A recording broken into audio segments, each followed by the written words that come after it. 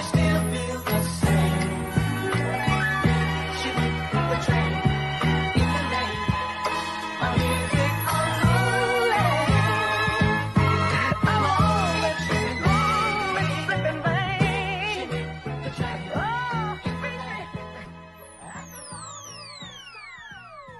and gentlemen.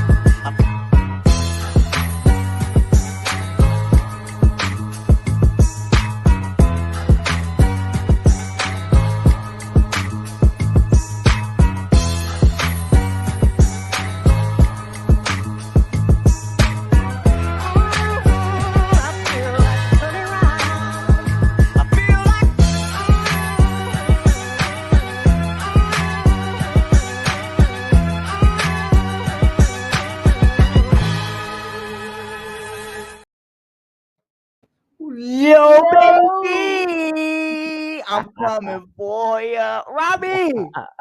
Mikey! What's happening, baby? How we feeling today? Hey, you know how we do, man. How you feeling today, man? Horrible. I mean, come on, man. Halloween night, the kids are just trying to get their trick or treats in. I got a flag football game on LSD that I was super excited about. Couldn't wait to do it. You know what the best part about 3-0 is? The chance to go 4-0. And our game got canceled. Thunder hail, Rob. Never heard of it in my life. Experienced that for the first time yesterday. So that was absolutely crazy. I got a really cool video though out of it. I will say, Rob even saw the video. I sent it to him, man.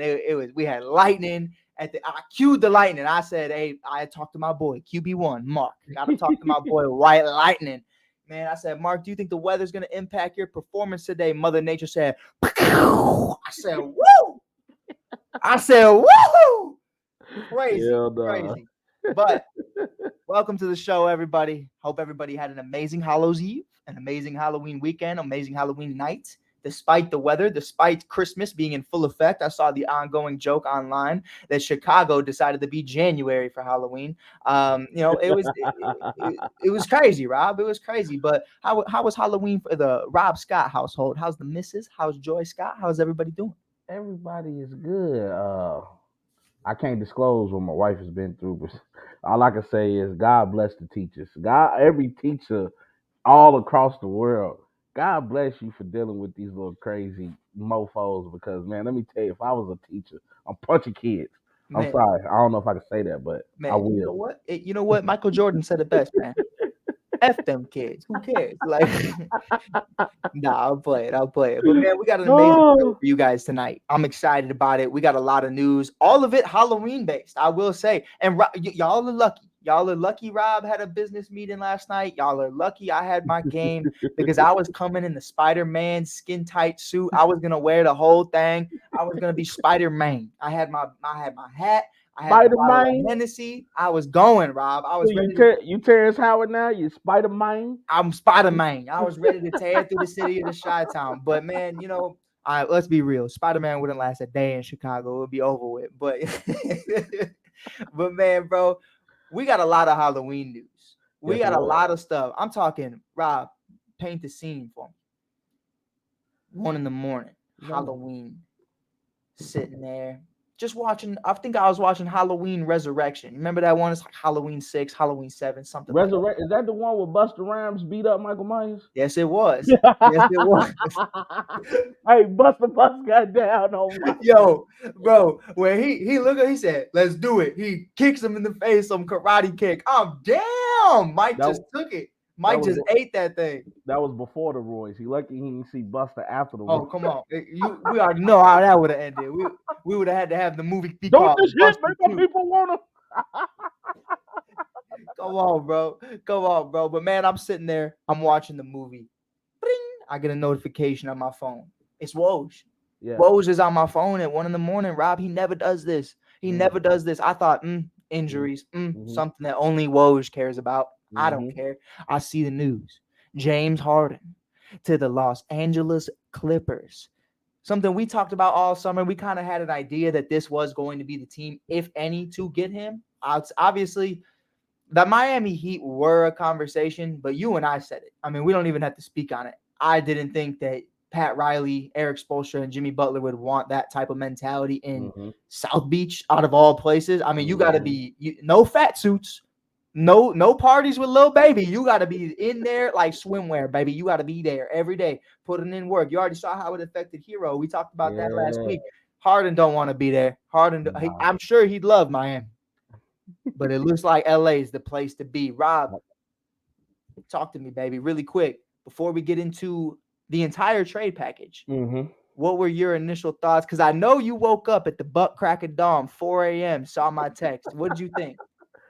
When I saw this, I saw it while I was at work. I'm sitting there like a good employee doing my job. I get a notification. I said, "Hold on, what's this?" Now we saw a lot of NFL trades going on. That's why I titled my show yesterday "Trading Places," Lord Jesus. But when I saw this James Harden trade, I had to sit there and ponder to myself, how big of an impact is this going to have on the rest of the league?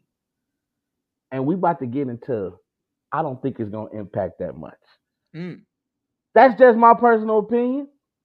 That's just Rob's 2 cents, no pun intended. But let me tell y'all something.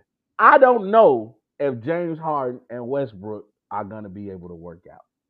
And I say this because we're talking about two guys who I don't feel can play off the ball. Mm-hmm.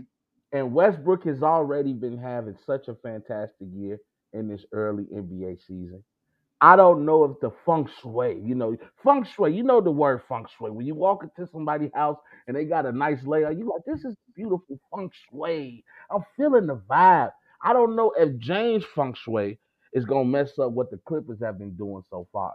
Because Coach Tyronn Lue, let me be respectful, has had this team rocking and rolling.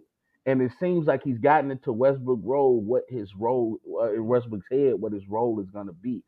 Now, we don't know how that mix of James Harden and Russell Westbrook is gonna clash. Mm-hmm. Like, what you think, brother?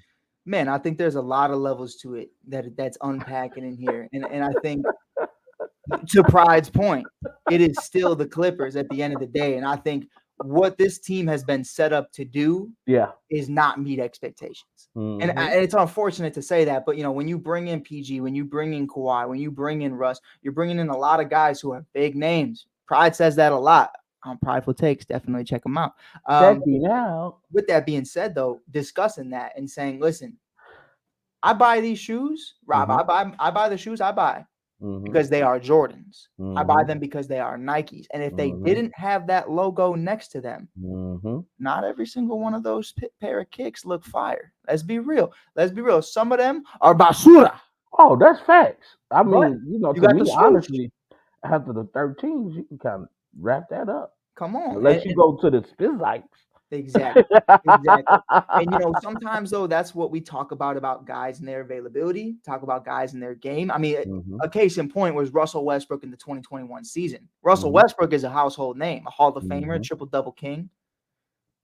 Wasn't playing like it, Rob. Not Wasn't really. playing like it Not whatsoever. at So, all. I mean, you have to have that conversation. You have to be real about yourself. So I was curious to see what was going to happen. Let's break down the trade package as a whole, brought to Mm-hmm. you by Mars, baby. Let's see what's going on. Let's see Take what's them out of going this world. Take them on. out of this world. So off rip, we're gonna get through it. This is the 76ers return, but what the Los Angeles Clippers acquired was James Harden, obviously, and Mm-hmm. PJ Tucker, which Mm-hmm. I am curious to see how they utilize PJ Tucker, but doesn't matter, neither here nor there. We'll get into that in a little. But the 76ers in return get a 2028 first round pick, Mm-hmm. two second round picks, a pick swap, and a first round pick from a third team. I mean, it's going to be interesting to see what happens. It's going to be interesting to see how everybody moves around and what's going to happen and how we're going to do it. But I'm really excited about it, Rob. I think it's going to be really cool. It's definitely going to be interesting to see the upcoming brand, I guess you could say, of a Tyrese Hmm. Maxey as a household name in Yeah. Philly, being that guy. Hmm. It's going to be interesting. What do you think about Tyrese Maxey? What do you think about what this does for him and his utilization as that number two? You know what? I think this is going to be a great time for Tyrese Maxey to really learn himself.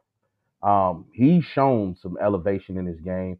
I think at the time when James Harden was with the Philadelphia 76ers, he wasn't quite ready yet, excuse me, to step up and take on that role. But now we look at Tyrese Maxey, we look at the elevation of his play. We can tell that he's starting to, find himself in the NBA. He's slowing down the pace. He's speeding up when he wants to, and I just think that dynamic with him and Joel Embiid can actually be successful if you can build around those guys.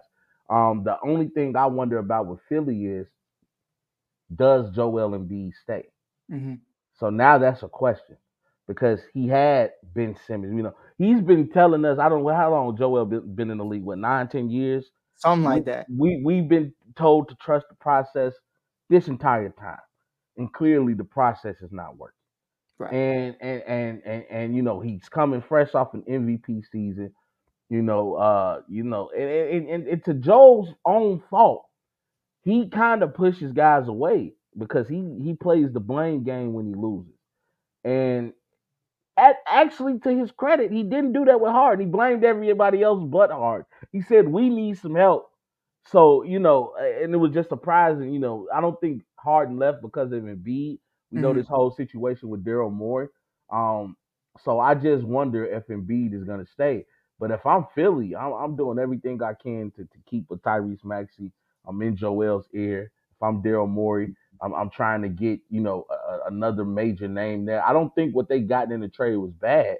Right. Robert Covington is now back with the Philadelphia Marquise 76ers. Morris as well, Marquise expiring deal. Morris, Nicholas Batum. So Hmm. they were able to get some nice pickups for James Harden and PJ Tucker.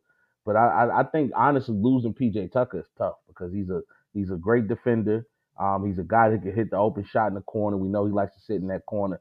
And with the way Tyrese Maxey can drive the ball, I think that would have served him well to keep some shooters around. And then he can always dump it down to the big fella if he needs to. So it's gonna be interesting to see what Philly does. But I like the way that their mentality has been. They've been coming out and still playing hard. And Tyrese Maxey has been showing the world that he's ready for his name to start be mentioned with the All Stars and other great players around the league. So more power to my boy Maxey. But Harden, you out of pocket, and I say you out of pocket because what you did to Daryl Morey. Now I don't know the whole situation Hmm. and what was promised to James Harden and what he did or did not receive. But all I know is Daryl Morey has had this guy's back since day one. He paid him in Houston. He made him a household name when he went to Houston. He had the ultimate green light. He was Daryl Morey's boy. When he was ready to leave Houston, he made sure he went to the team of his choice, sending him to the Brooklyn Nets. He gets tired of KD and Kyrie's antics. He forces his way out of Brooklyn. Daryl Morey is now the GM of Philly, and he said, "Hey, I'll take you back. I come on. I know who you are, and I love you." And he's made all these accommodations for you. You should actually go thank the man because if I was Daryl Morey, I would have sent your ass to Minnesota. I Right. would have said, go be cold. But he still sends you to the team that you wanted to go to. So, you know, I just don't know about James Harden, man. And I hate to say this because I know being an NBA player, you are the best of the best. It's thousands of guys that try to make it to the league. You know what I mean? And it just doesn't happen. So for him to be in the NBA is a testament to itself. But it's just you don't perform when the lights get the brightest. You know what I mean? You've been a stinker in the playoffs all this time. Who are you to dictate what you do and where you go? You need to Hmm. prove to people that you can win, brother. Right. That's my 100%. problem with James Harden, man. I hate to say this. I lose more respect for him by the day. No, 100%. And I think there's levels to it as well. And to touch first on the Tyrese Maxey thing, first of all, I think about it every day. Now, so many other people passed on him as well, so I'm not too Mm-hmm. hurt. But the Yeah. Chicago Bulls took Patrick Williams over Tyrese Maxey, and I lose sleep over that every single day. But it's okay. It's okay. I digress. But maybe we'll end up with him again. Who knows? Maybe there's a Zach LaVine or a Debo trade in the works. I don't know. I don't Yeah. know. I'm just my GM Mike is back. But man, I think it's going. GM Hughes. Come on, let me talk to you. Everybody got to go. Everybody gone. Get out of my room. Get out of my locker room. Everybody gone. We're gonna talk about that later. Talk about Lil Bull's locker room. I'm Oh, excited to talk about that. A 50 yeah. burger from Levine, though. The very next, a couple nights later, Debo had a great game following night.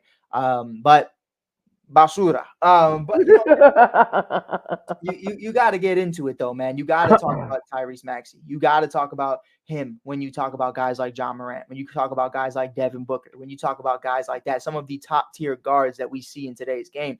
I believe Tyrese Maxey was a shell of that because of James Harden being in front of him. Because again, the name value of what James Harden was, Yeah. you have to start him over Maxey. Maxey's unproven. Maxey hasn't shown anything, but Maxey has been beloved. I mean, another guy who is beloved was Thibault. I thought Mm-hmm. those two would be very huge, and And obviously, Thibault, is he with Sacramento? I believe. I I thought think I think he's he's in Portland still. Portland. Yeah, The he's with last time Portland. I checked, he was in Portland. He's with Portland. He's with Portland. Yeah, He yeah, just yeah. popped up in my head. I can see him because they and I like that young Portland team. I They do just need too. some I do. they just need some guidance. But DeAndre Ayton is not it though. I will say that. But I've been saying that. But we knew that. But I did we give him the benefit of the doubt though. I was like, if now is the time, the I stat don't pad, it's now, I and don't give him the benefit of the doubt. it is You let awful. a It is you let awful. a power forward come and kill you in the finals when hmm hmm Giannis plays them. So I don't give him no benefit of the doubt at all. But Rob. I do think this is a great move for the Philadelphia 76ers. I Hmm. don't think it's bad. I think obviously the reason, and especially when we talked about it, and a lot of people are going to be like, they didn't get the trade package right. We know that Nick's a part of the deal. We know that Covington's a part of the deal. We know that Morris is a part of the deal. But this right here is everything. Yeah, it's rebuilding. I I mean, mean, this is everything you want to happen, and this is something right here. They are acquiring assets. Remember the assets that they lost to get a guy mhm. like James Harden, and to get guys like Jimmy Butler. So I mean, they are finally building an asset and a product. Maybe the process is coming back all over again, but I want to talk about something because Frankie's in the comments, because Pride is in the comments. Here's the video that I found very interesting. Now, there's something in the video that isn't pointed out, but I had to slow it down, take a screenshot. And Rob, are Slowly you ready to take a down. walk with me, brother? Let's walk on through. Now, PJ Tucker walks in the building. Who cares? Who? But Don't do my boy Tuck like that. J- He's a James Harden. champion. He's a James champ. Harden Unlike walks James in the Harden, he's a building. champion.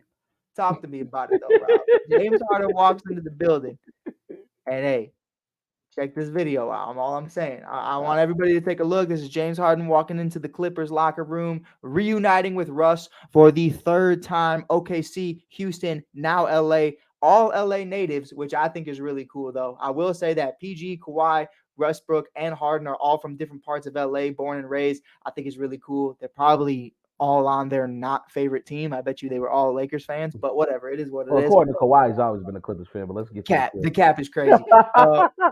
What does Kawhi always say? Uh-huh. But let's check out this video. James Harden walking in the room. Then we're gonna talk about what Mike Hughes spotted. So what you, cuz? So what you right? Cool, cool, cool.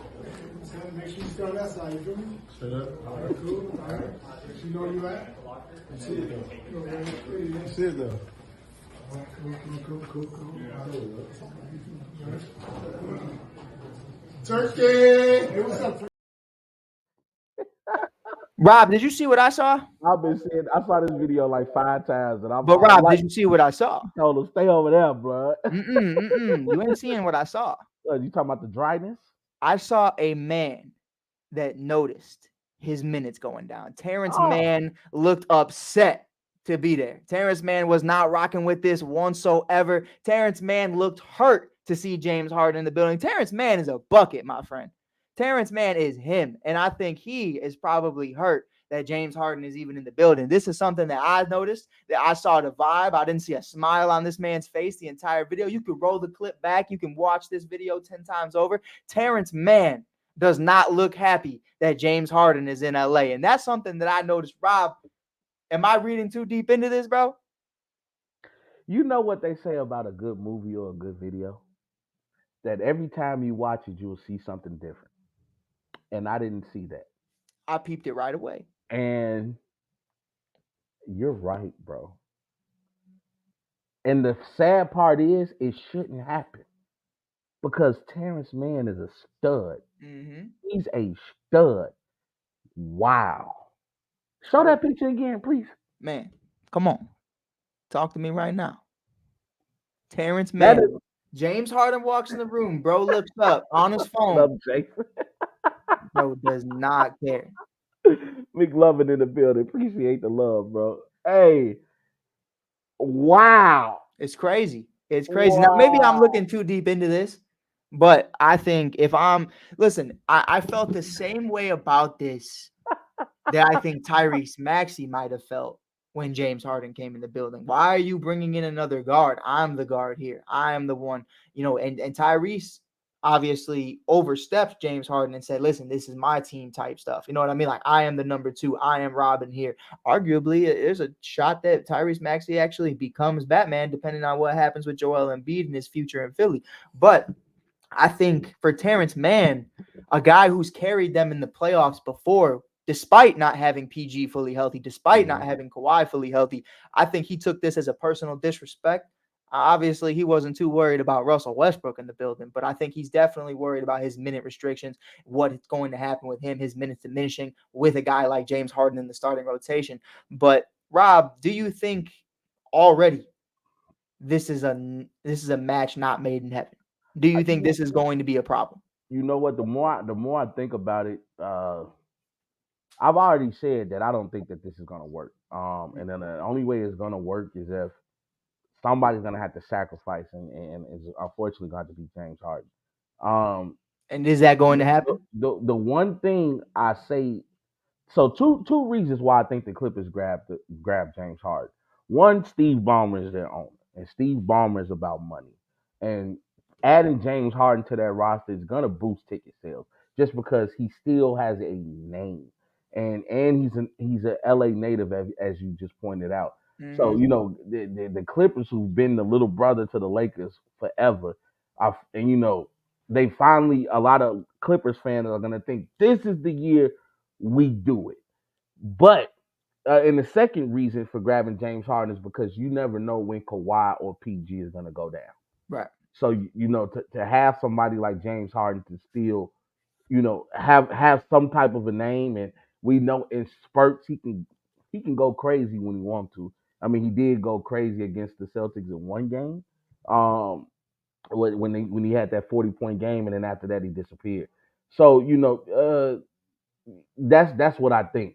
But the one thing that I think that's in Terrence Mann's favor is that Coach Tyrone Lue is the coach of this team. And Tyrone Lue is not afraid to check a player's ego. And he's not afraid to do things differently, whether you like it or not. And I don't think the smart thing would be to play Westbrook, James Harden, Kawhi, Paul George, and Zubac. That I don't like that starting lineup, if you Mm-hmm. personally ask me. I think James Harden would serve this team better playing with that second unit, somewhere where he can pass to a guy like Terrence Mann if he's gonna be the one coming off the bench, or let him and PJ Tucker do their thing coming off the bench. But I don't like if they play all 5 of those guys together. I mean, Steve Kerr just had to make the tough decision to go to CP3, and we're talking about a Hall of Fame point guard, and say, hey, bro, we got Steph, we got Draymond. We don't need you to do what we need you to do is to build confidence in our second unit. And now Chris Paul is coming off the bench, and it's just, as a coach, sometimes it develops you quicker as a Mm-hmm. coach when you have these tough decisions to make, because you cannot be afraid to make the tough decisions. That's what I think. Yeah, 100%. And I think there's levels to it as well. And I think something that really made me curious about this trade, Rob, and a Hmm. conversation that I feel like we kind of just haven't talked about is Hmm. what really happened. The real conversation. Now, OKC was OKC. They were very young, very unproven. A young Kevin Durant coming from the Supersonics. Russell Westbrook was not the Russell Westbrook we saw after Kevin Durant departed.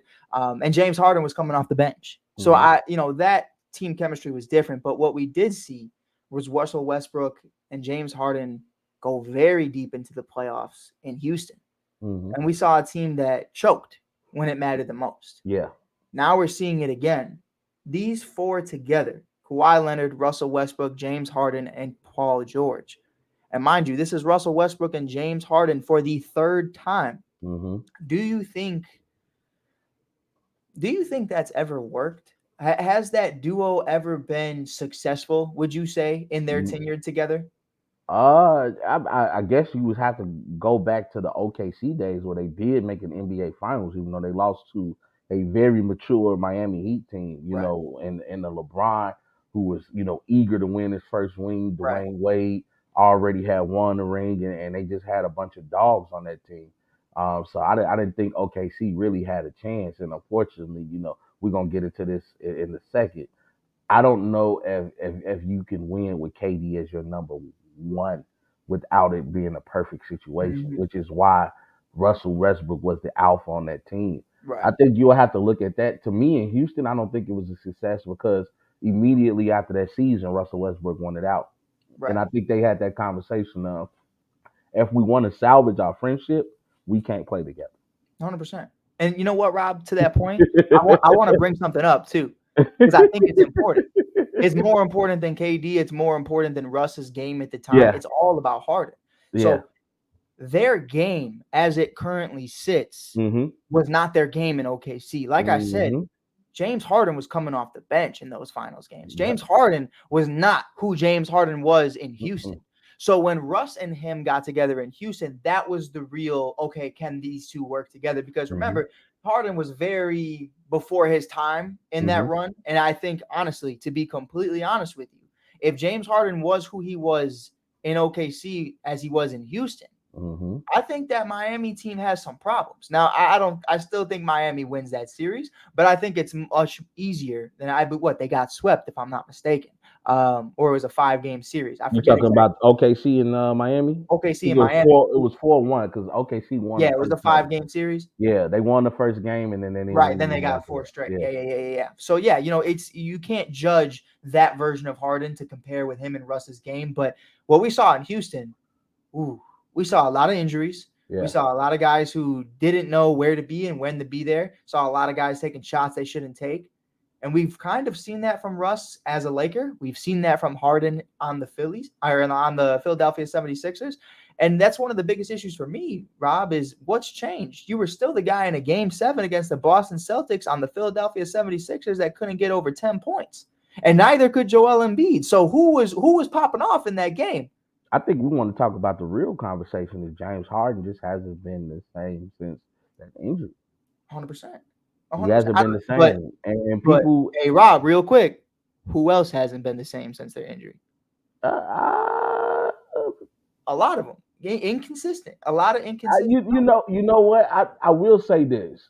Kawhi Leonard might not play often, but when he plays, there is no sign of like regression in his game. Right. Like I have to give it to Kawhi. Like when he shows up to play, he comes to play, man. Shout out to my boy Big Chris in the building. What's going on, Big G? Salute to you, man. I appreciate the love. But honestly, is this is not gonna work. It's like a science project. It's like, remember when you was in school, right? And you had to take your science project to school, like, and you try to make the volcano out of the 2 pop bottles. See, this they didn't tape it right, so now the water just spilling out everywhere. Instead of the funnel coming down, you can't even make the funnel. They got the Mentos and the Diet Coke going everywhere. It's bad. Like they had a button to press on the volcano, and when they pressed it, you just saw the smoke come out. Nothing exploded. You know what I'm saying? It broke.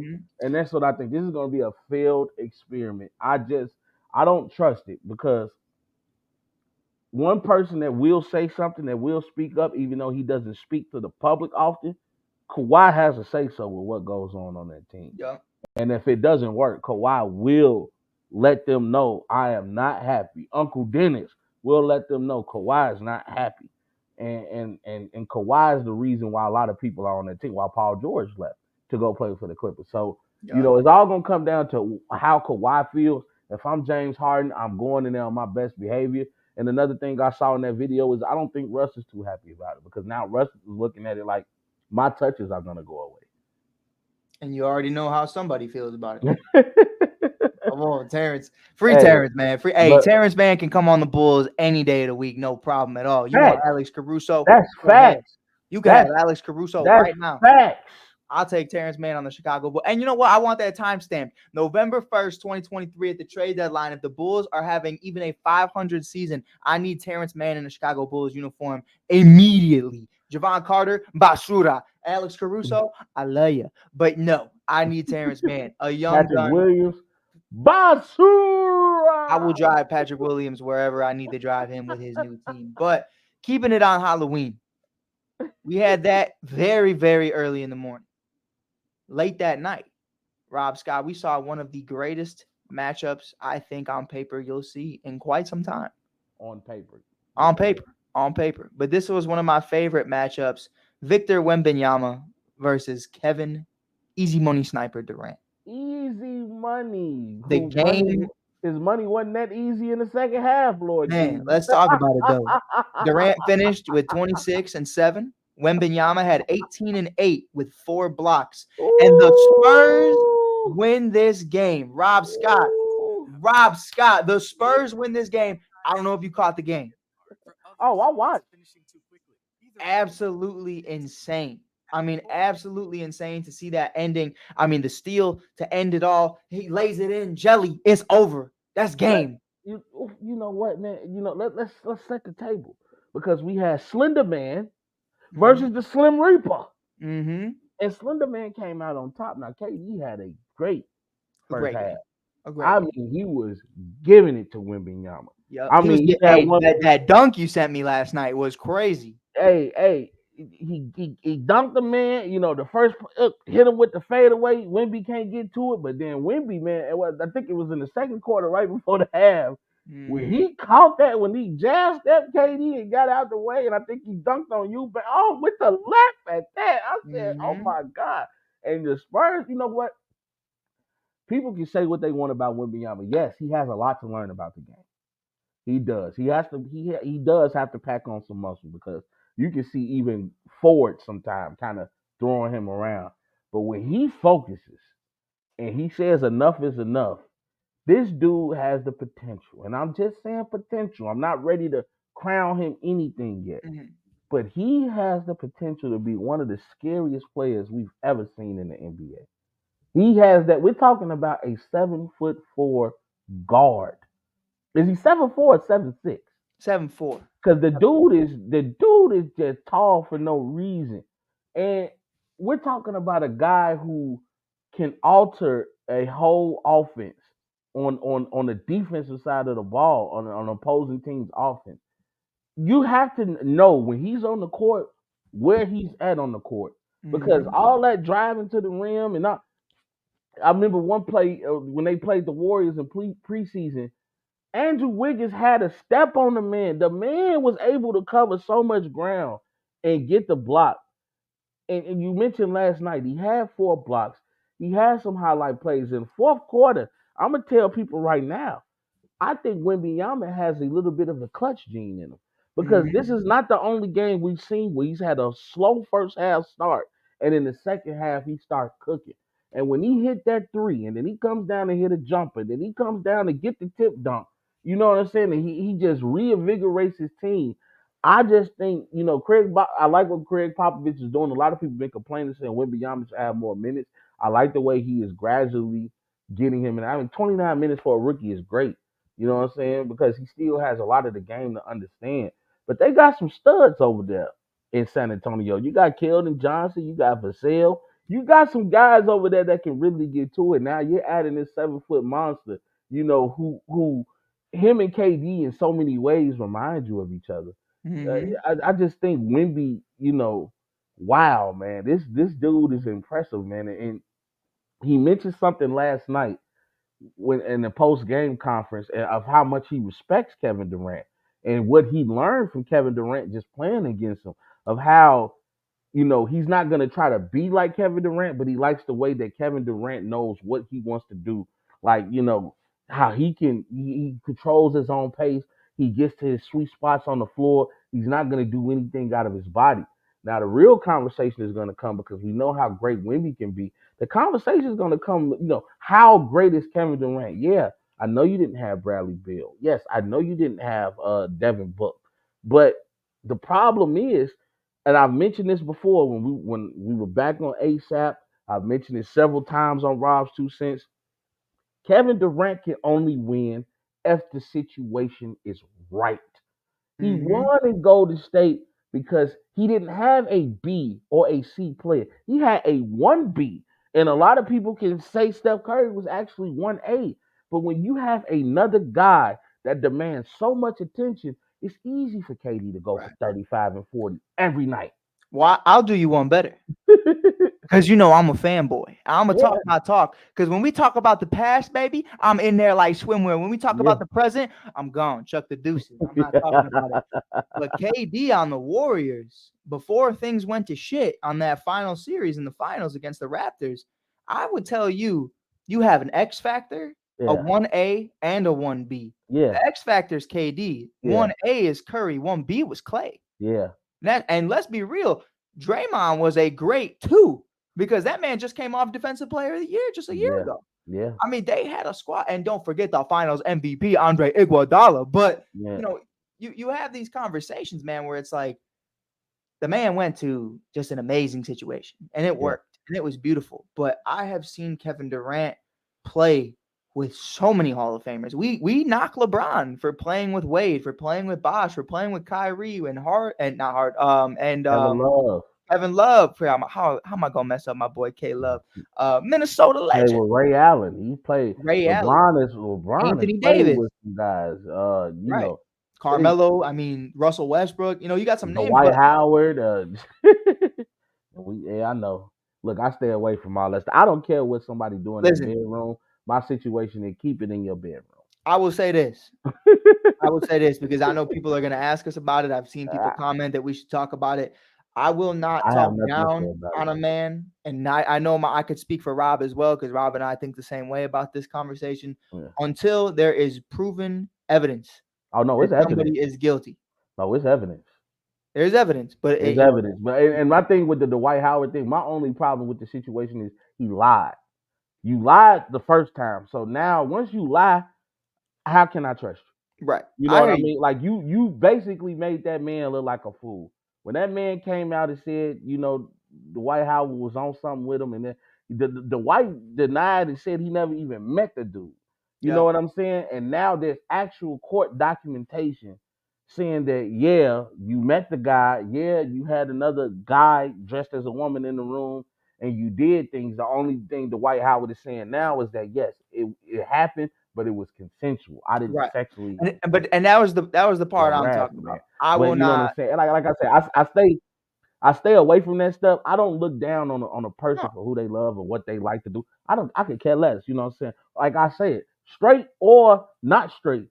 If whatever goes on in your bedroom, keep that in your bedroom, man. You know what I'm saying? And don't be surprising people. If somebody say they coming to meet you, don't pop up with nobody in a dress talking about their name is Kitty and all this. I don't, now you just out of pocket, bro. Come on. I hear you. I think, though, at the end of the day, let's talk back sports. I don't even, Lord. Nah, for sure. But the point I was making with that is, we're not going to deem him a rapist or anything. No. And that's what I'm saying is we're not gonna speculate anything that happened. We do understand something did happen, but I'm not gonna sit here and defame somebody's name, until there is proven evidence that that was what happened. Now we know everything that happened, but that rape word it's real. It's real, and it's crazy. Career changing. It can be character changing. It can, people can have real implications of doing jail time and things like that, man. So I'm not gonna sit up here and you know what I mean. And I know you're not either. It's like we just sit here and we talk to you guys about the facts, and that is something that, as of right now, I cannot say is a fact. So we'll definitely talk about that when that situation comes into fruition and as when it starts to progress.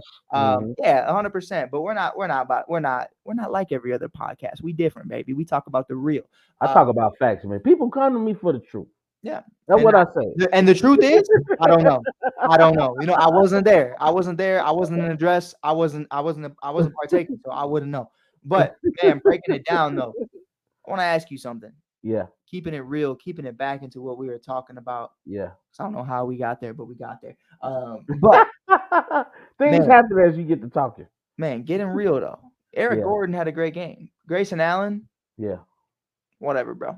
Yeah, Bro been, bro been he hooping though. he Bro been hooping. he Bro been hooping. My whatever, thing is whatever. like I No, always no, mention. no, Rob, No, we no, no, moving no, no, on. no, no. I'm not even talking about Grayson Allen. My thing Welcome. with Phoenix, my thing with Phoenix is, and I said this when they formed this team together. Yeah, Health is gonna be a problem. When have you ever seen Bradley Beal make it through a whole year? right. And that's what And, I and want to ask you. yeah, Is it already showing its ugly face what this season is going to potentially look like, that Bradley Beal and Devin Booker haven't been on the court at the same time together yet? it's bad. It's definitely bad. I know eventually they're gonna come back. Mhm. I think Beal is dealing with a back, and Booker was dealing with a knee. So eventually these guys are gonna play together, but then it just when now you're looking like, when are these guys gonna break down again? Right. And are you gonna break down when you need it? Because even KD has had health issues in the past, especially when it gets close to I mean, playoff hey, time. you're forgetting somebody too. When's the last time Nurkic played over 60 games? And that's a fact. I mean, Nurkic That's is a one of the fact. biggest liabilities on the entire team, if not the biggest liability. He's a guy, what kind of similar to Anthony Davis, who like all the talent in the world just can't stay healthy. Because Mhm. Nurkic is a dog at the center position. I'm Even a Grayson Nurkic Allen fan. missed some time. Yeah, so health is going to be an issue with them, and then same thing. I kind of I don't want to get it too deep into Milwaukee, but that's why I keep telling people, you can't just automatically crown somebody champion. Mhm. Yeah, the trade was heard around the world, but you have to see this thing work. Everybody look Man, good on paper. I want to man, see how you play. right. 100%. And Rob, I got something for you, a little spicy. Okay. Man in the mirror. You look in the mirror Mm-hmm. every morning, you see that man staring right back at you. Mm-hmm. When the Clippers look in the mirror, Mm. do they see the Phoenix Suns? Are they the same team? Not by talent, not by the design, but as big names that can't stay healthy. I look at them and I say they're the same. I look at the Los Angeles Clippers, and I think they see what the Los Angeles Lakers were trying to do. Mhm. And that happened to them twice, because we remember Kobe was finally able to play with Steve Nash after his prime. Then LeBron tried to put this super team together that on paper looked good, but when you looked at it, Dwight Howard wasn't playing as well as he used to play. Carmelo wasn't playing. Carmelo definitely wasn't playing as well as he used to play. Rondo Russ. wasn't playing as Russ. well as he Tell me used to how play. Russ played, Rob. I need a Rob special real quick. How did Basura! Come on, man. That was I when I say this, I do not mean this in a joking way. I am not over exaggerating. A walking turnover every time he He stepped on the was. court. Russell Westbrook, like I tell people the facts. And regardless of how I feel about you, if you good, you good. If you play Mhm. bad, then you play bad. We gotta tell the truth. I love Russell Westbrook. I tell people all the time, he is one of him and Giannis. I look at two of those guys that's not gonna cheat the game. They're gonna come out there, they're gonna give you 110%. Their motor is never gonna stop running. They won't miss games if they don't have to. They're gonna come out there every night and give you everything they got. But sometimes that don't make you good. You know what I mean? It just means you're playing hard. But Russell Mhm. Westbrook was like not good at that time. And that's why I Mhm. said the effect of Coach Tyrone Lue, of him getting in Russell's ear and letting him know, this is the role I need you to play. And it's been working well for us. And he's happy. And when you're happy, you're confident. You know what Deion Sanders say? He said, well, what Coach Brown say? When you look good, you feel good. When you Mhm. feel good, you play good. And when you play good, they pay good. You feel me? Yup. Come on. Come on. And you know what, man? We're gonna talk about a topic real quick. We're gonna get into the in-season tournament. We got a few more topics left in today's show. In Appreciate you season guys for tourney is gonna listening. be it's gonna be nice. Yes, we do appreciate y'all, man. We hope y'all enjoying y'all time out of space. It's going to be nice. It's going to be nice. So make sure you hit that follow button. Make sure you share this out to everybody you know that might enjoy basketball talk, whether that's NBA, WNBA, FIBA, or Big Three, baby. Come on, we talking a lot of Big Three we soon gonna too. talk. We gonna talk some stuff, man. We got a lot Let to me get ask you a into. question off topic. Did you see the fight this weekend?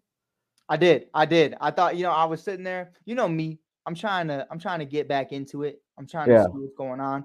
yeah. I'm watching, and everybody's talking about techniques. Everybody's talking about this. Everybody's talking about that. I'm just sitting there, damn, watching all that go down. I got no words, Bob. I got no Yeah. words. I'm just watching this happen, and I'm like, couldn't be me, bro. It couldn't be. It couldn't. You crazy, bro. Crazy. But I got a fight I want to talk to you about. Yeah. An issue that I want to talk to you about. Okay. Talk to me, brother. Talk to me, boy. Friday night, Yeah. Mars will be at the United Center. Yeah. I'll be missing Rob. Rob's got some things he's got to take care of. I Handle got that some business, things. my You know brother. what I'm saying? Rest in peace to my family.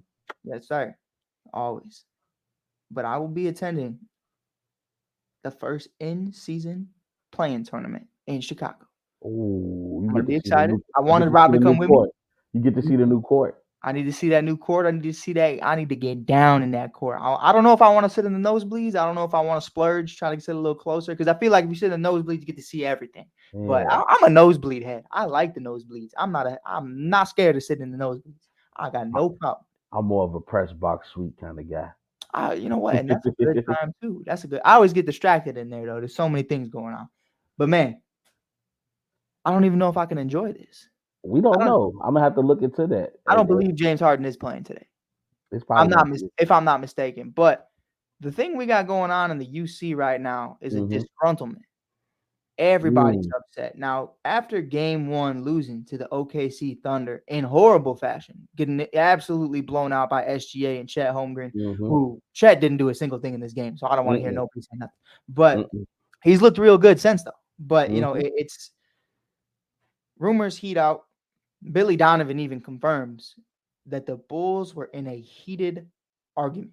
Mm-hmm. I Cussing each spoke other about this out in the locker yesterday. room. Billy walks in the room, Rob.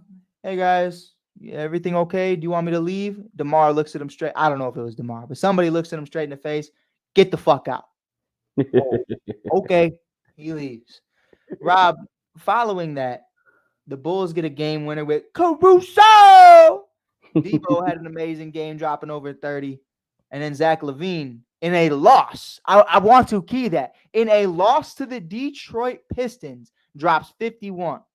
New career high. Now, how you lose that fucking game when DeMar played great, when Vooch did great, and Zach in a career high drops a 50 burger.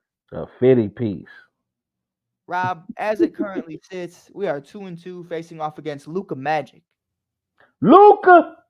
How do you feel, man, about this Bulls team so early on, already having exchanges, already having issues? Patrick Williams, who will reportedly is seeking a contract of over $200 million.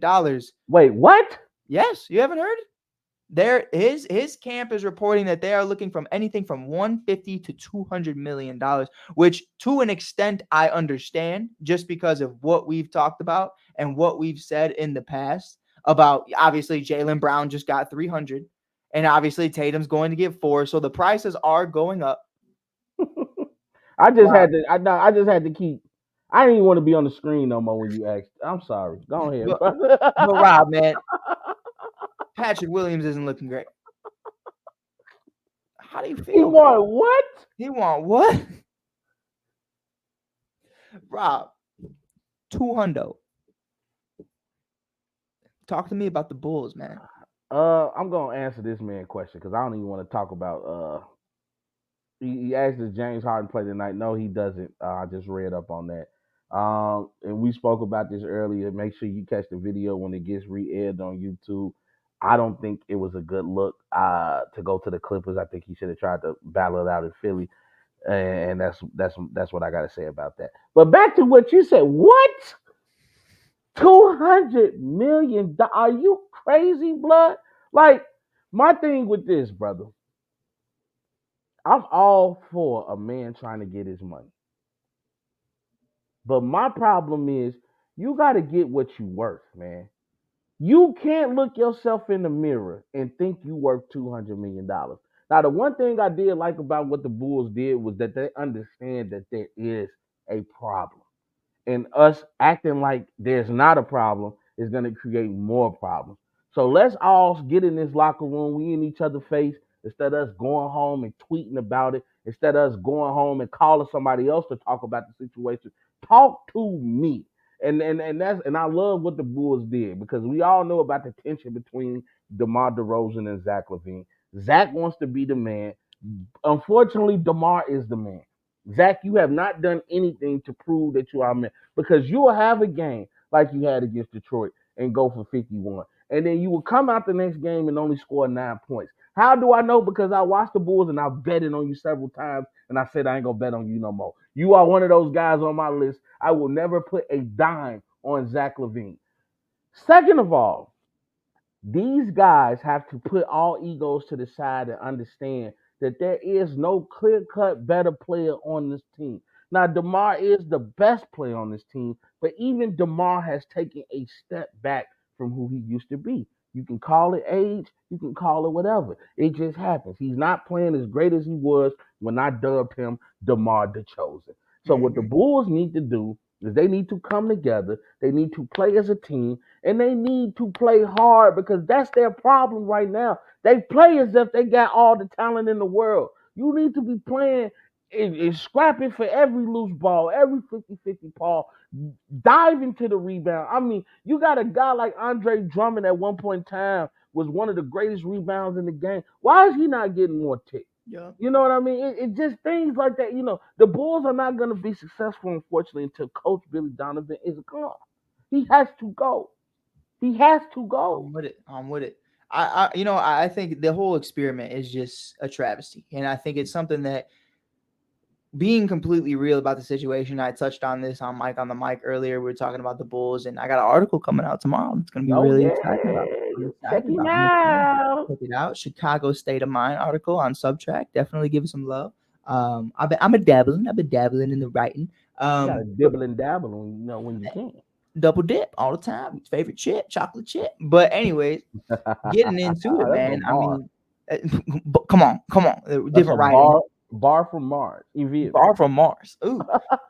But man, talk to me. That's a little sticky. I think when I really look at it, Rob, this experiment failed to me on New Year's Eve 2021.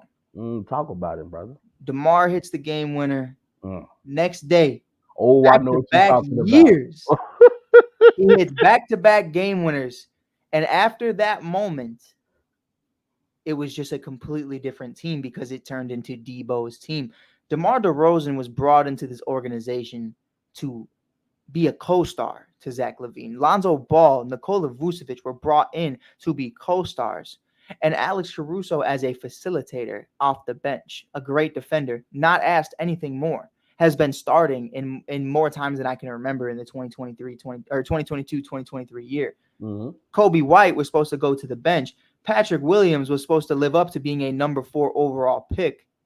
And Rob, we're sitting here and we're saying that it's Debo's team still. And I think that is the problem, is Zach hasn't taken that next step and you paid him like he was going to. You paid the man. Now, I have no problem with the contract itself. The contract itself, I don't at all. Because I don't think there is too far of a gap between Zach LaVine and Jaylen Brown. I don't think it's too far. What? And I don't think it's too far. When you compare the salaries, Rob, I'm gonna be real with you. I'm gonna let you. I'm gonna spit. I'm gonna let you let me know if I'm bugging, right? When you look at who they are as players, and I say, okay, well, one got paid $300 million. What does Zach get paid? I forget what Zach got paid. Like 200. Like 220, right? 220 versus 300. So I'm like, all right, I'm not too upset about that. And he doesn't play like a $200 million man. 100%. But is Jaylen playing like a $300 million man? He has. Jaylen Brown has put in work. He's put in work. He's earned that contract. Now, this year, I think he's still trying to find himself with Porzingis in there, but that's not like when Boston played Golden State that in the finals that Jaylen Brown wasn't the best player on the court. 100%. But what I'm saying to you is the salary caps are all increasing, right? So we're seeing a Jaylen Brown make $300 million. We're seeing a Jason Tatum potentially make $350 to $400, and that's going to keep evolving. So Zach, to me, being at the 200 mark in what the new era of NBA salaries is going to look like, I think is a fair spot. That's kind of like right below max contract. So I think even it's decent. even with the way that the new era is being paid to play this game that we love, Zach LaVine, there are still players that don't even scratch the surface for $100 million. Yeah. Let's just be real. Everybody is not going to make that type of money, which is why they can pay that type of money out. You're going to go on a team and only 1 to 2 people are making $200-300 million on that team. Everybody else, they either got veteran deals or they got that mid-level tier deal. Zach is at a position that at the time when he got that contract, that was a top tier contract. 100%. That's my problem. You But paid the do you man like he was see it? top. I never saw him. I don't know what the Bulls organization was looking at. Because I saw him when he was in Minnesota. He had a couple good games. And yes, he did evolve his game with the 3 ball. But it's all about this. This is what I look at. That's what makes a superstar. It's more than just skill. Do you have the will? One of the things we looked at with Michael Jordan and Kobe Bryant and any great player, when they say, I'm not going to let this team lose, they mean that shit. Excuse my language. I'm not going to lose. We just saw, look at what Wemby and the San Antonio Spurs did yesterday. After the second quarter, they could have packed it up and went home. That's what you ask and demand of your star players. Step up when we need it. You're supposed to be like the Magic Johnsons in the world who's sitting in Kareem's chair on the plane, and everybody that walked past is sad due to Kareem being injured. And Magic say, have no fear, Magic is here. And that's how you're supposed to be. I never got that vibe from Zach LaVine, bro. I never got that vibe. And so when the Bulls jumped out the gym and paid that man $200 million, I was almost through with the Bulls. I was almost through. They better Well, be happy that right. I love this place called You knew who Chicago. I felt about it. I told you off rip that whole summer. I said I want Donovan Mitchell. I wanted the Bulls to pay Zach LaVine and sign and trade him to get Donovan Mitchell in the building because I believe Don has that dog in him. But then he quickly showed me in the playoffs against the Knicks that maybe he don't. But we'll see what happens. We'll see what 70 ball though. 70 ball though. I will say that. But We know we've known what Donovan Mitchell has done. 70 ball. The great games that he had in the bubble and the duel that he had with Jamal Murray. We know that. But my thing is, man, you have to give me more than the sample size if you're talking about getting paid like a top dog. And unfortunately, with Zach LaVine, all we have seen are sample sizes of what he can do for the Chicago Bulls, man. But you know what I will say that I think What's going on, brother Jerry? One of my mentors right here in the game. Y'all shout out to the Rewind Sports 60 and their channel, baby. Make sure y'all follow, do everything they do where they cover everything Chicago. My bad, Mike. I ain't no, even you're good, bro. You're good, bro. Shout out to you. But no, I think on a real note though, this reminds me a little bit, and I don't want to go too far with it because obviously the players they had were 10 times more talented and 10 times more solidified than what we have. But I think the deadline makes people very, very desperate. And I think what the Bulls have the potential to do is somewhat of what we've seen currently from the Brooklyn Nets. The Brooklyn Nets look in a good spot. I mean, you're talking Cam Johnson, you're talking Mikal Bridges at the helm. You're looking at Nick Claxton and them boys. Ben Simmons looked all right in the preseason. He ain't looking too bad right now. And you got a couple other guys like Cam Thomas in the building that I really like. Cam, a dog, ain't he? Cam got a couple stats where he's sitting with guys like Mike, Bron, Dirk, and Kobe. So I think Cam that's is a cool. dog.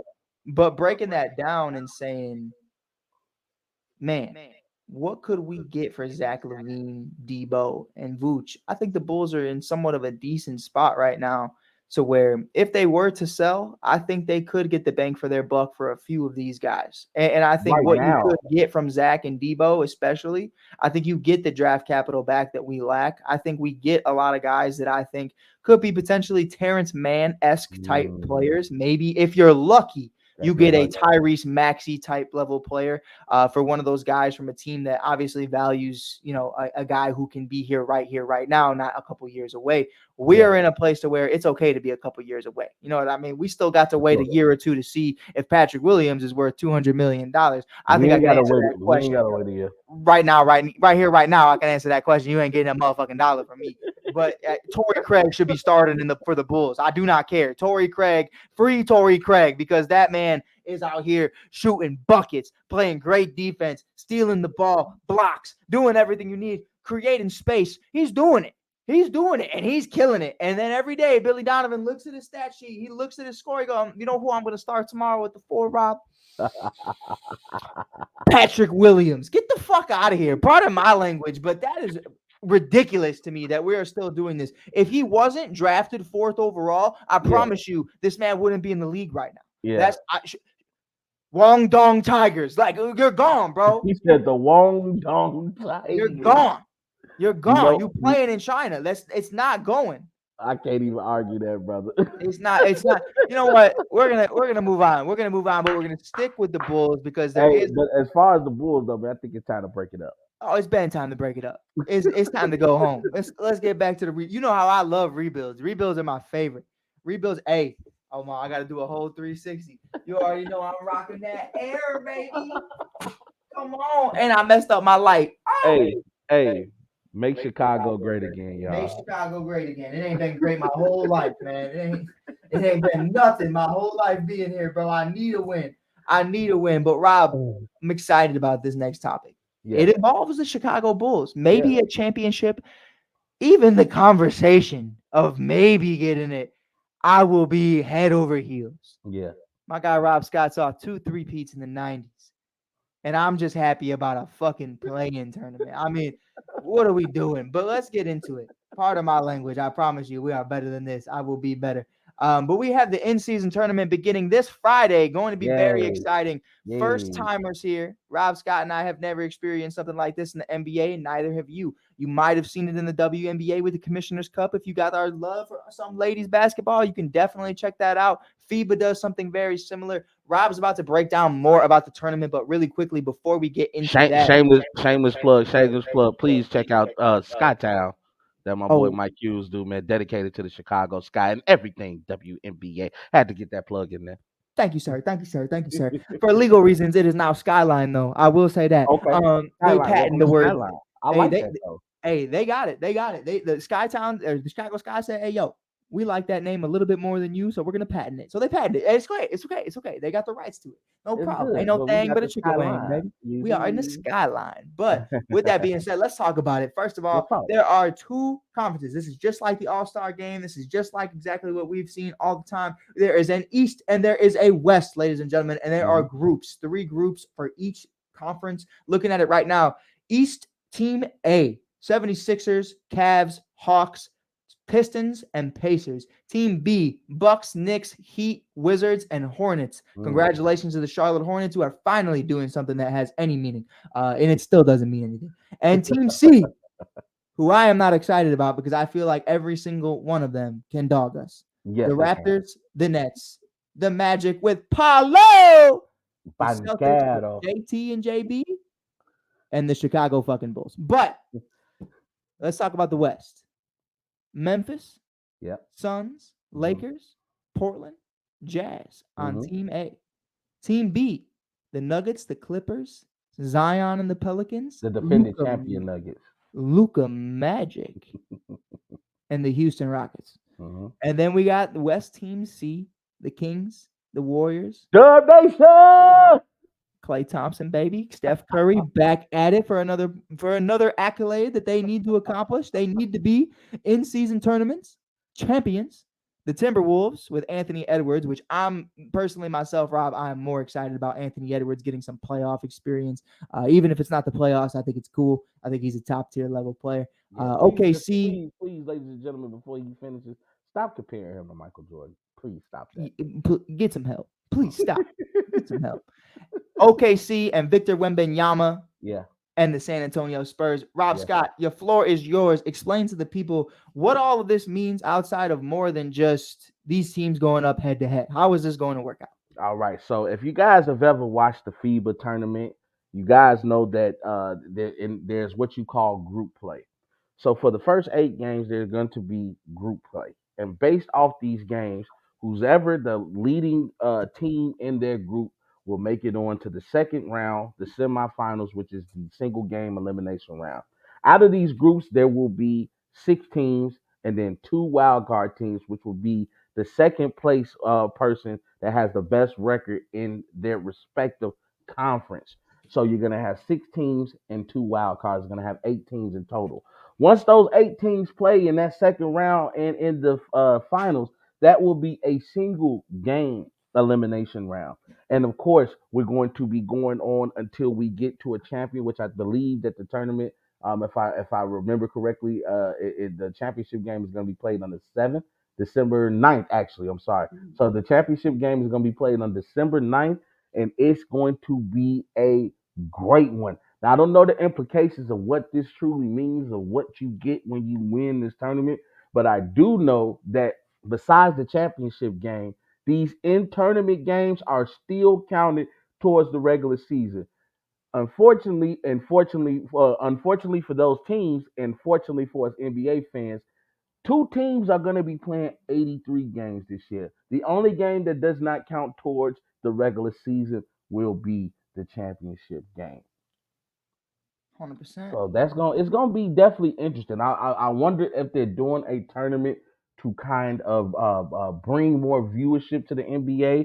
I'm assuming there's gonna be some money implications on who wins this tournament, just like there's money when you make an All Star game, and they incentivize when you will win awards and things like that. So I'm pretty sure there's gonna be some type of financial incentive to get these teams really geared up to really play hard and to try to win this tournament. Hopefully, it does make things exciting because things don't really ramp up until after the All Star game in the NBA when guys are now fighting for and jockeying for position to make it to the playoffs and to avoid the play-in tournament. So I think it's going to be very interesting. I'm very excited to see how this plays out. You're going to get to see some teams fight for a chance to win something, as Mike alluded to earlier.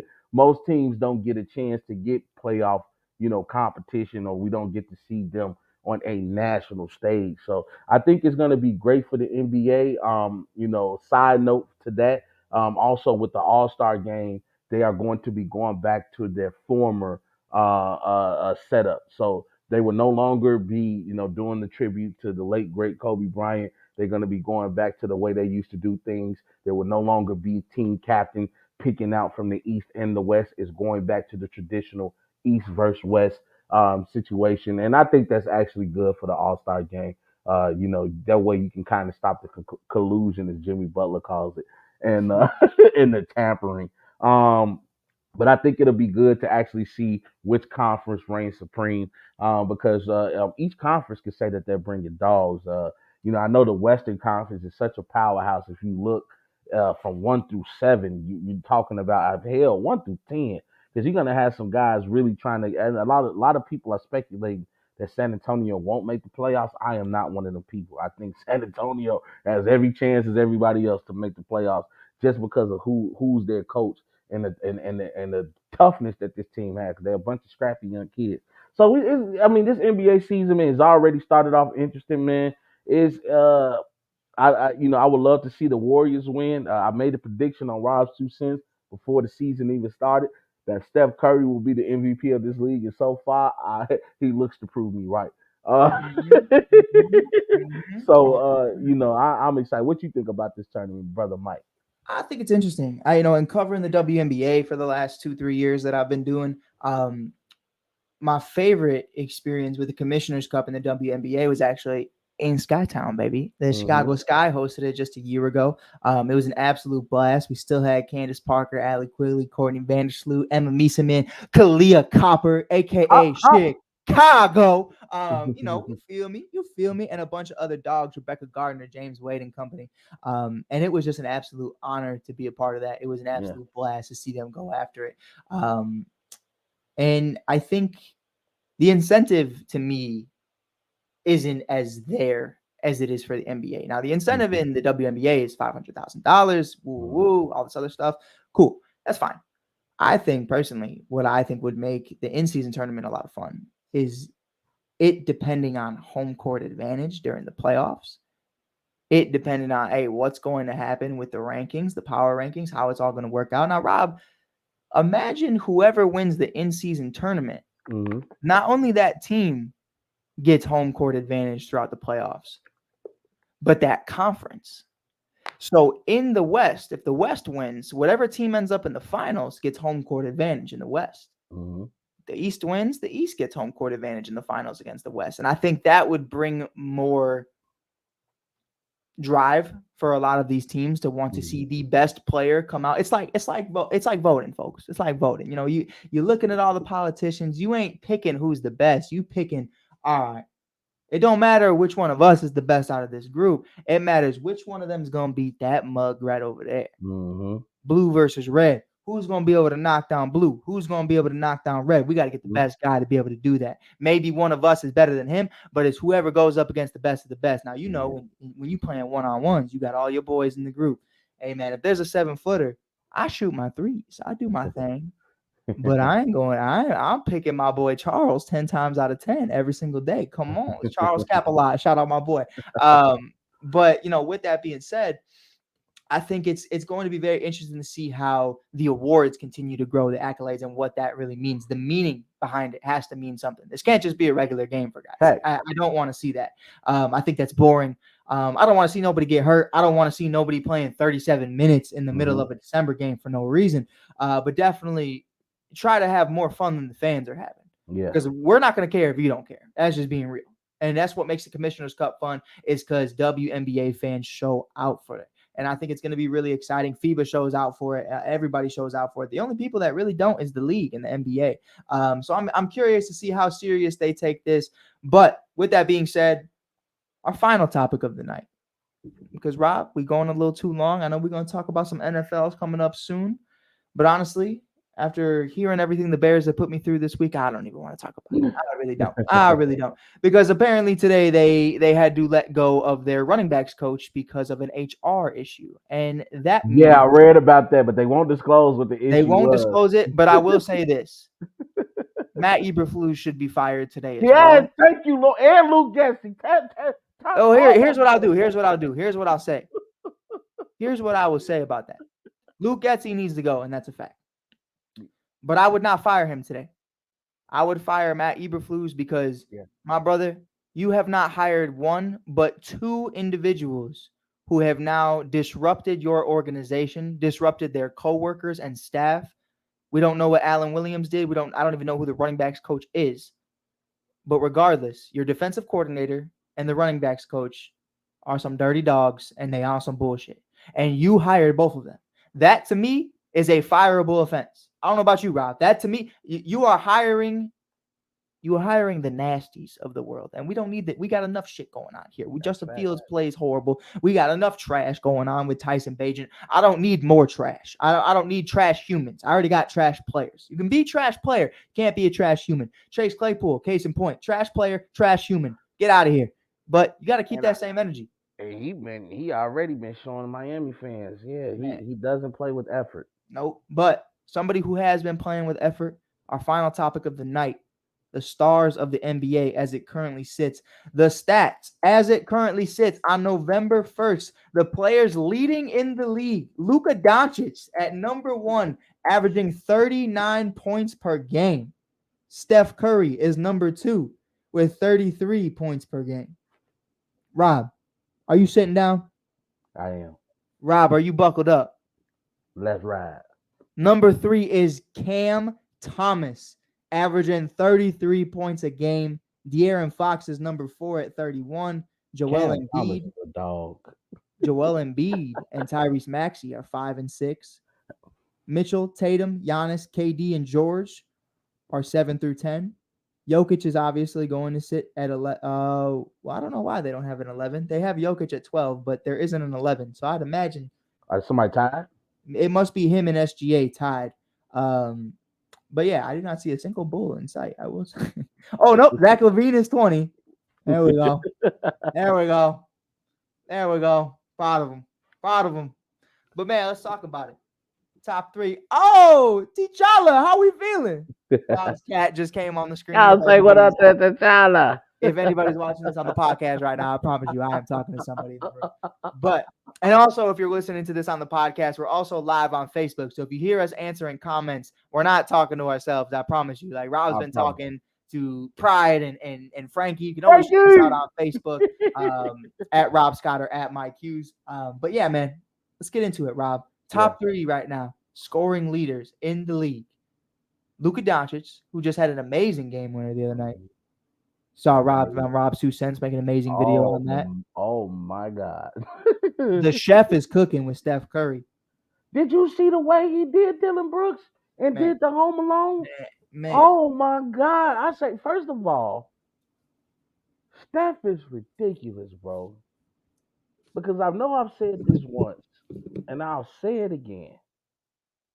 I have never seen a player from the moment they cross half court, they are a threat. Mm-hmm. I've never seen that in my life. It always takes me back to to me. I think it was one of the plays that it was the straw that broke the camel's back.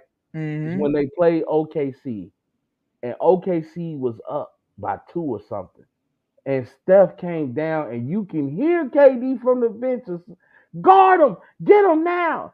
And he pulls a little bit after half court, and he banks it in, and he does his little dance and the skip, and it was so funny because I remember Russell Westbrook like, Steph, who is Steph? I ain't nobody worried about. Oh, I know the league is worried about Steph now. Mm-hmm. That dude is amazing, man. And then number 3 is who? Cam Thomas of the Brooklyn Nets. That Over boy a 30 dog. points a game.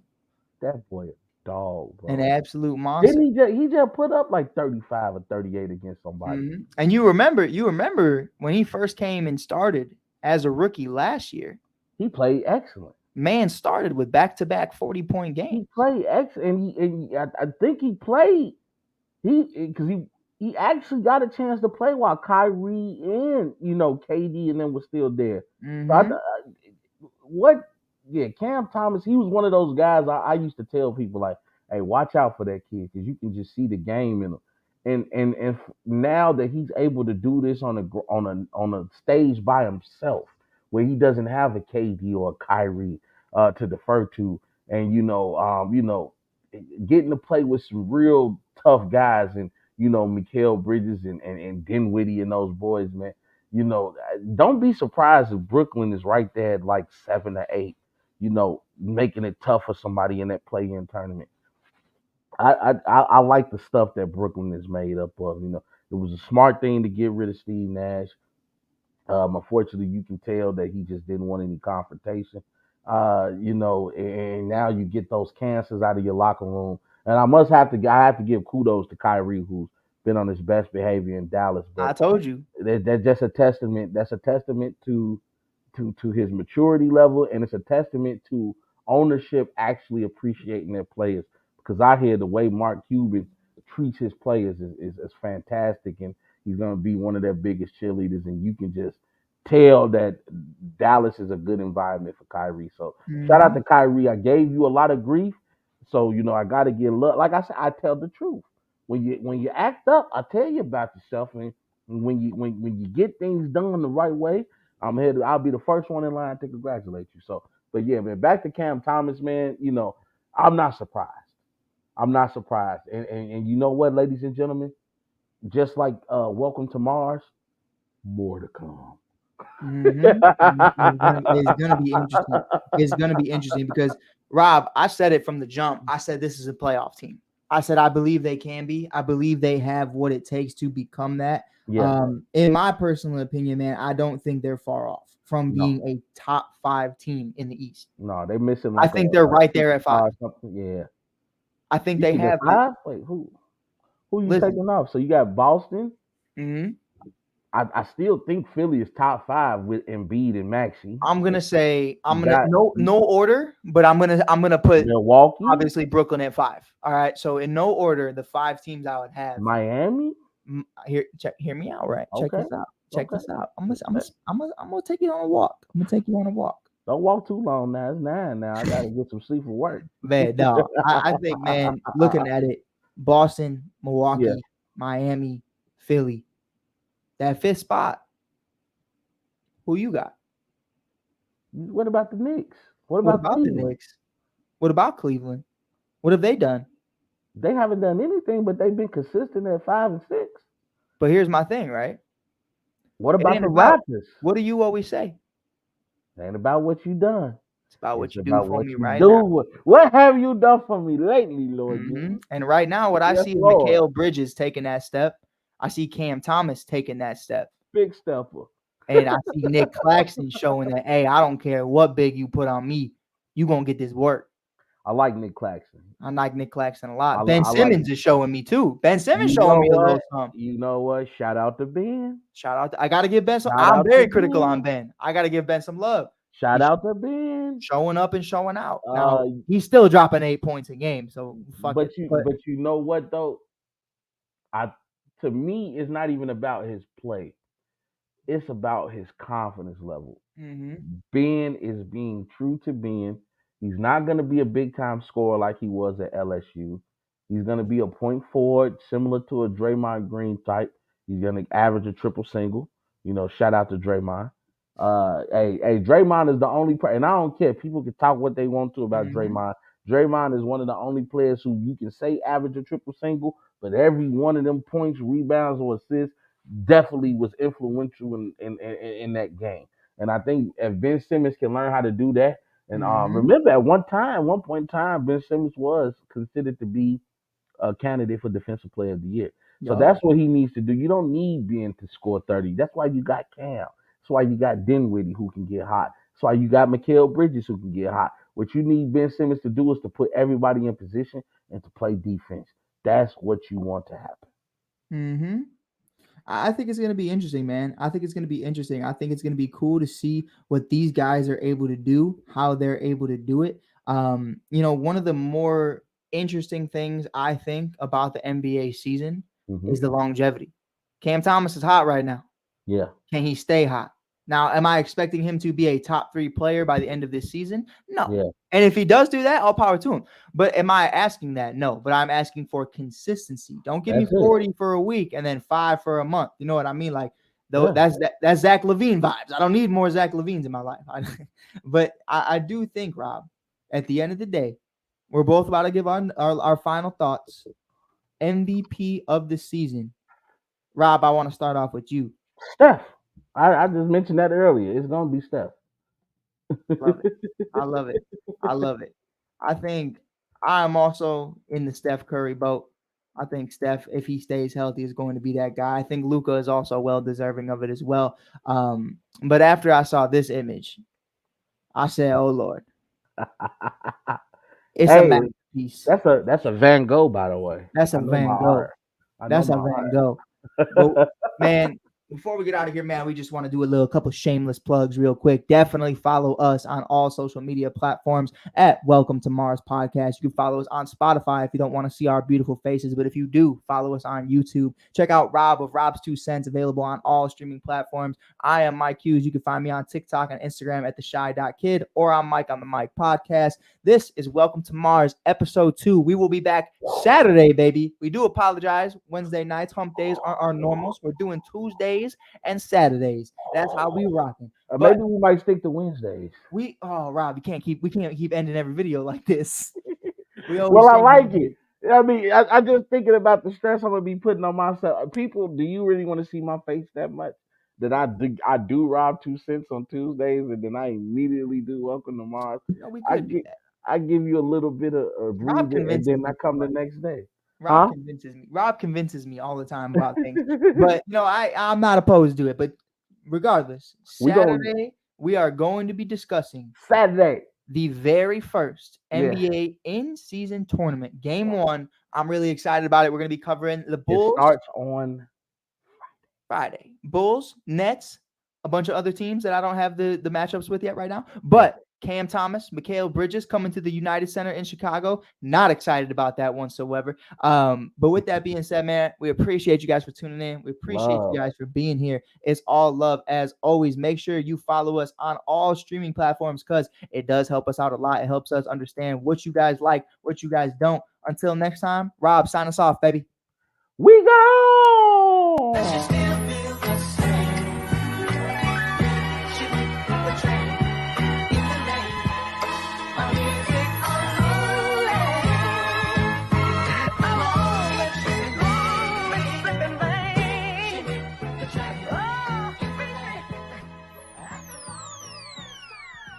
Ladies ladies and gentlemen.